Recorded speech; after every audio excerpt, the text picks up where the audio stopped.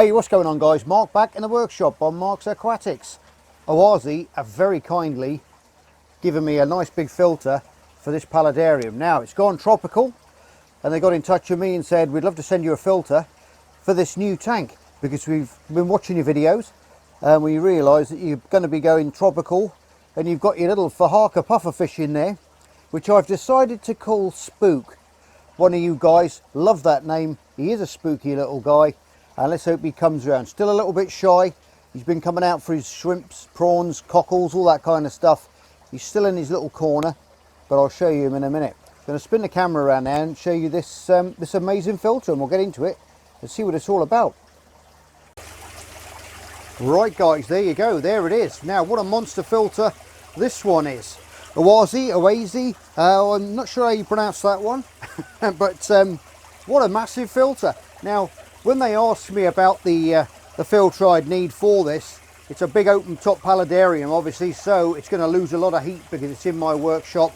So we've got the 400 watt built-in thermo version. If you look just over the top there, I'll show you that in a little bit more detail in a minute. There's a heater in the back there, separate plug goes in, and a separate plug for the motor as well there around the back. We've got the inlet and the outlet pipes on there, and this very cunning little filter chamber system which runs up through here, which is pretty cool. I've not seen that on any filter in my life ever before, and that's quite interesting. Now I've had to set you up on this angle because I'm really limited for space here. I've got so much going on, and I need to become a rich YouTuber, okay guys? So get me to millions of subs so I can buy a new bloody workshop and get all this stuff and in a bigger, better place for you, so I can do some proper filming, because I've been kicking around all morning here trying to find a good place to film, and it's been driving me up the wall. There's been rubbish backdrops, there's been this, there's been that. I just had to clear about 600 tons of food away from the edge of the pond here. You can see the koi just milling around in the background there. Temperatures starting to warm up a little bit now, so they're becoming more active.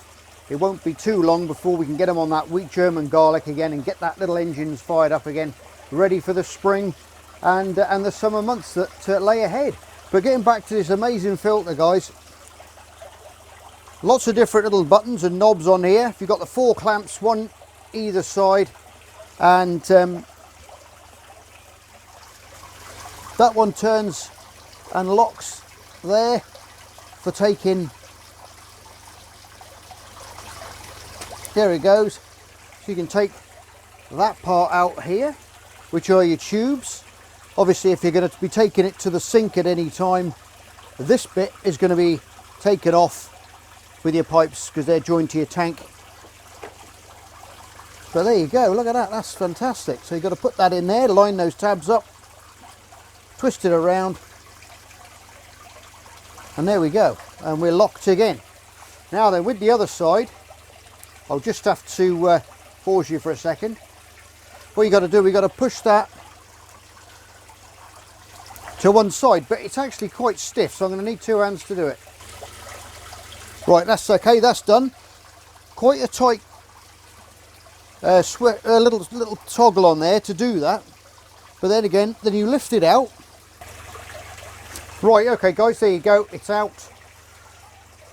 And the nifty little thing is, obviously you've got that siphon there, okay? That's when you start the pump up. We'll get into that in a sec, but you just depress these 2 little buttons there, and then out you come, and you've got all these separate, let me just put this away, all these different separate little pre-filter rings, okay? And as you take them off, it goes back through all these series of holes. So yeah, sorry about that. And that goes, so it's basically, the water's coming in, it's getting sucked all through this first before it goes through your other sponges and everything else which are inside in your baskets and your media as well. So that's brilliant, because that's going to be the first thing that's going to be clogged. So you can take that out, pump them out in some old aquarium water, reinsert that, and you're good to go again. So that's pretty fantastic idea. I like that idea. So we'll put that back in there like so. Just turn that around until those little lugs match up there and there, and then they just click back in.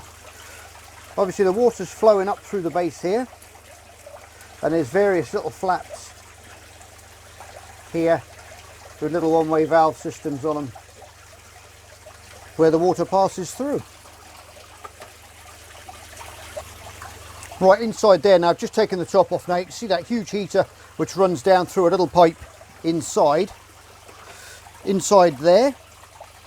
That's where that goes. So I'll stick that to the side without sticking the plugs in the pond carefully. We've got a basket cage there, and then we've got all these different filter media trays with various sponges in. We'll just take them out the way they came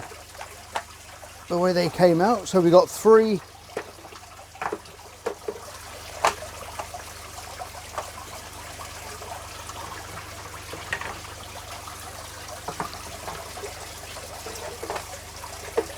Lots and lots of sponges, guys. Look at that.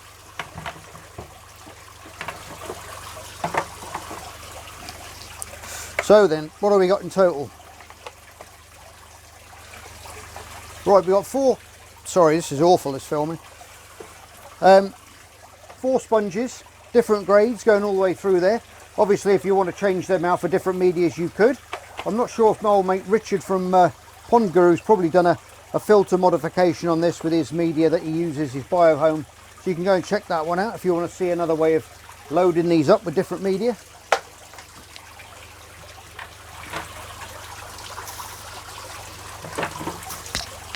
And then we got another tray with some Helix, which is like a K1 media in there as well at the bottom. Now I've got some other media that I'm going to put in here. I've got some of Richard's biohome, so I'll be putting some of that in there as well.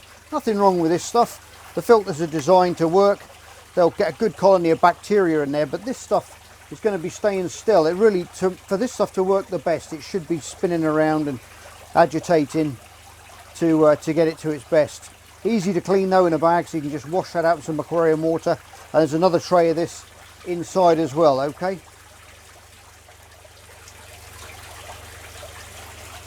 Anyway, that's all that back in there now. Last one to go in is the cage on top of there. Carefully lift that one up. That slides back inside there without trapping anything in the back.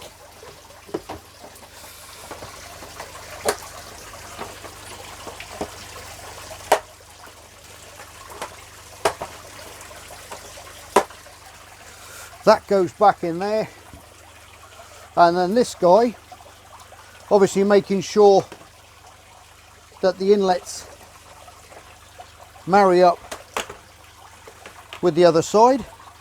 Push that in there, lock that back across like that. Then we've got to put the pipes on, set the temperature on there. I'm going to set this to about 26, I think, because these puffers like it a little bit warmer, so that's where we're going to go with that, I think. So what I'm going to do now is I'm going to set it up. I've got a bit of clearing out to do underneath my bench, underneath the Paludarium, to make room for this monster of a filter. Now a few specs on it as well. Obviously it says it's got a very quiet operation. Maximum tank is 850 litres. It'll do 1,550 litres an hour through this pump. It's got a 400 watt heater. It's got a 3+1 year guarantee, and it's for fresh or marine tanks.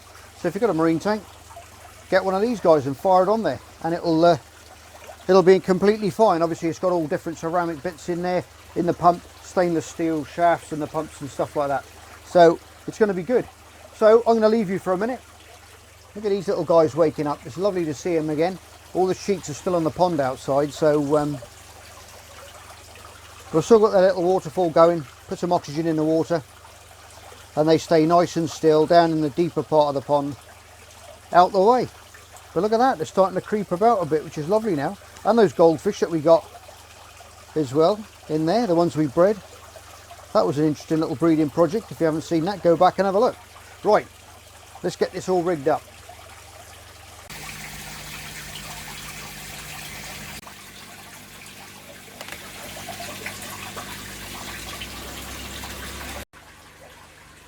Right, okay guys, we're under the bench.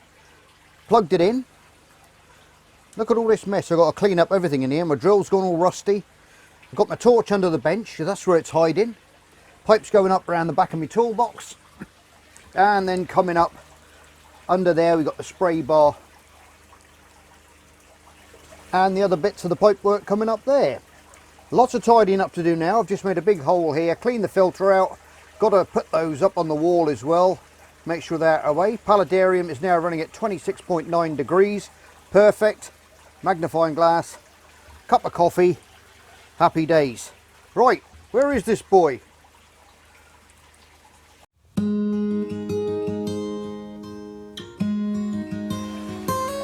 Oh well guys, there you go. Look at that. He looks happy now, doesn't he? Doesn't he look happy? He's got his colour back.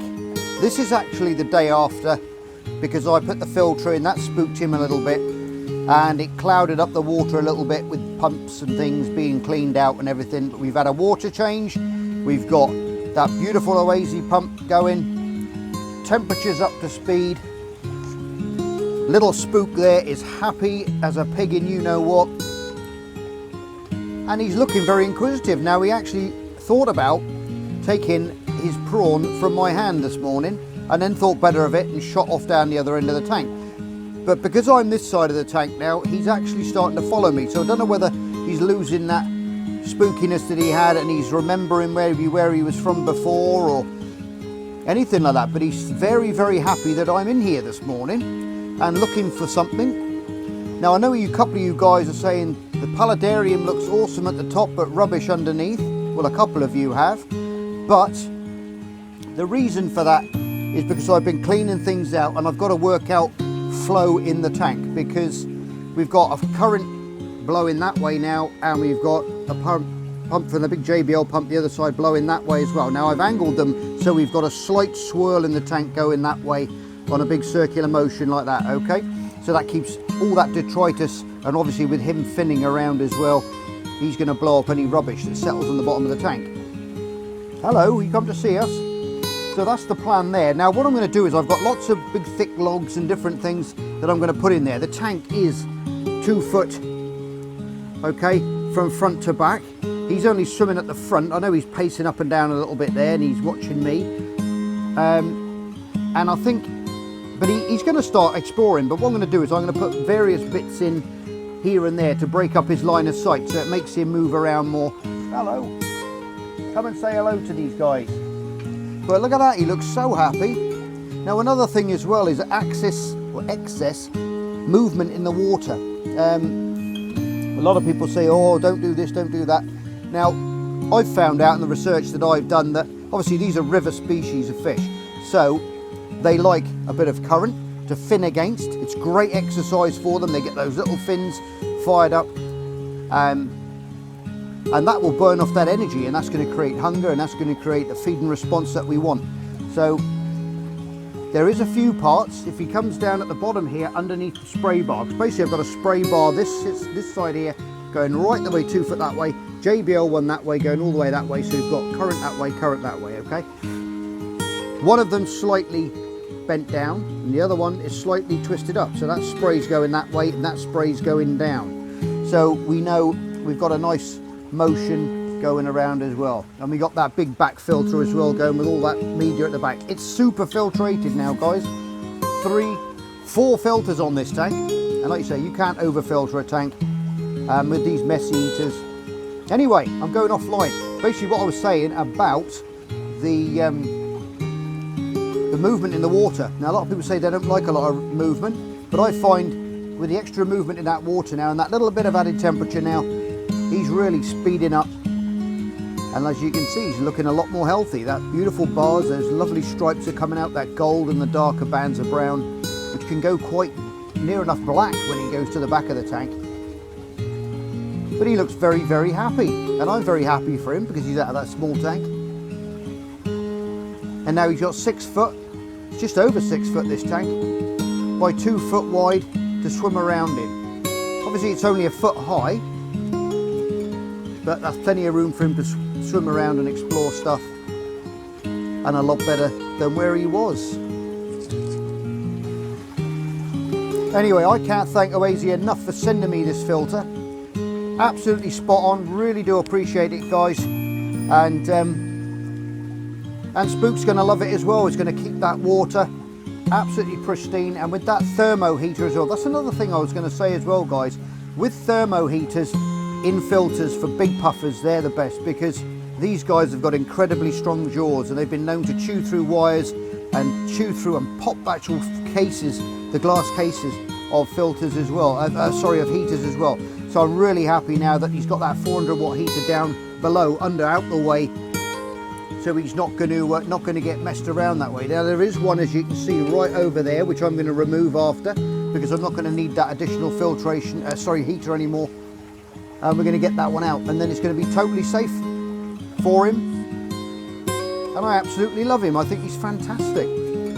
Such a character already. And when he realises he's got more room to swim down the back and in the shadows, in amongst the rocks. Like I said, it's only the following day, so brilliant stuff. Look at that. Come on, Ed.